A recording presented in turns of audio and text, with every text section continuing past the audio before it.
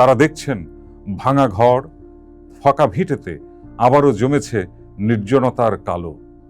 মুক্তির আশায় তারা চিৎকার করে বলছেন, হে মহামানব শ্রমজীবীর দল, এখানে শুকনো পাতায় বিপ্লবের আগুন জ্বালো।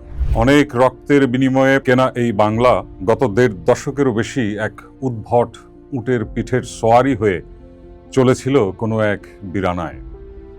সেই উদ্ভট উটের প্রতিপালক কখনো বা হ্যামিলনের বাঁশিওয়ালা সেজে আমাদের শুনিয়েছিল উন্নয়নের গল্প, মুক্তিযুদ্ধের চেতনার মোড়কের আচ্ছাদনে। তাদের সেই উন্নয়ন গল্প নামক গাড়ির চাকায় গণমানুষের গণস্বাস্থ্য প্রায়শই পিষ্ট হয়ে যেত। তা না হলে কেন গত ৮ বছর ধরে প্রয়োজনীয় হারে হামের টিকা প্রদান কমে গেল? কভারেজ ইভ্যালুয়েশন সার্ভে, যেটা সংক্ষেপে CES বলা হয়, তাদের 2023-এর সার্ভে অনুযায়ী ওই একই বছর টিকাদানের হার নেমে এসেছিল 81.6%, যা সংক্রমণের ঝুঁকি বাড়িয়েছে। ওই ধূর্ত প্রবঞ্চকের দল জনরোষের উত্তাপে 24-এর 5ই আগস্ট পালিয়ে যায়।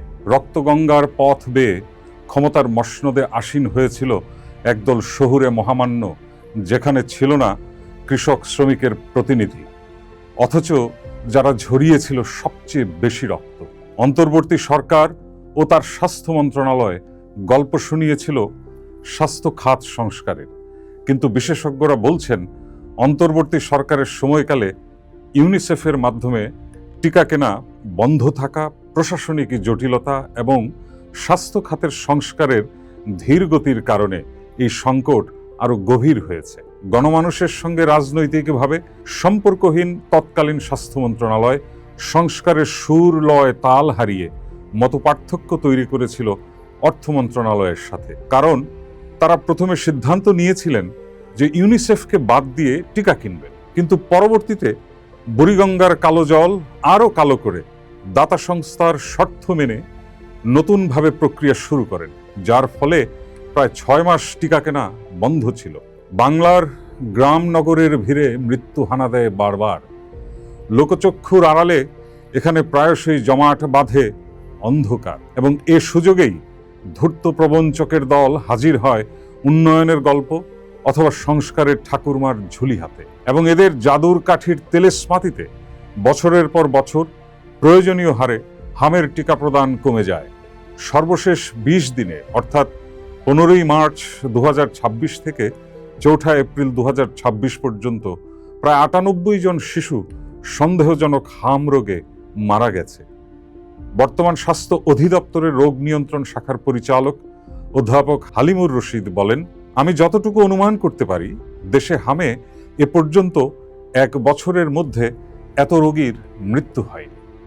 চলতি বছর হাম বৃদ্ধির পেছনে গত বছর অর্থাৎ 2025 সালে টিকাদানের নিম্ন হারকেই প্রধান কারণ বলে মনে করছেন বিশেষজ্ঞরা।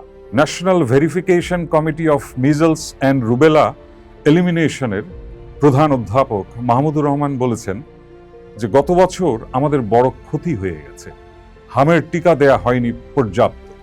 অথচ গত বছরের ডিসেম্বরের মধ্যে হাম দূরীকরণের লক্ষ্য নির্ধারিত হয়েছিল, সেখান থেকে পিছিয়ে গেল দেশ।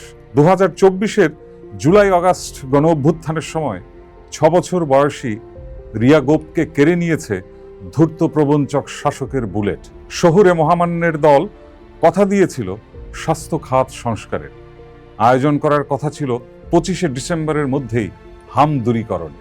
আজ অন্য এক অপার্থিব জগৎ থেকে রিয়া গোপের মতো আমাদের শহীদেরা দেখছেন এই বাংলায় মৃত্যু নীরবে আবারও গেড়েছে ঘাঁটি।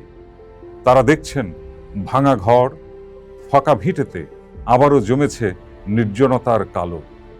মুক্তির আশায় তারা চিৎকার করে বলছেন, হে মহামানব শ্রমজীবীর দল, এখানে শুকনো পাতায় বিপ্লবের আগুন জ্বালো।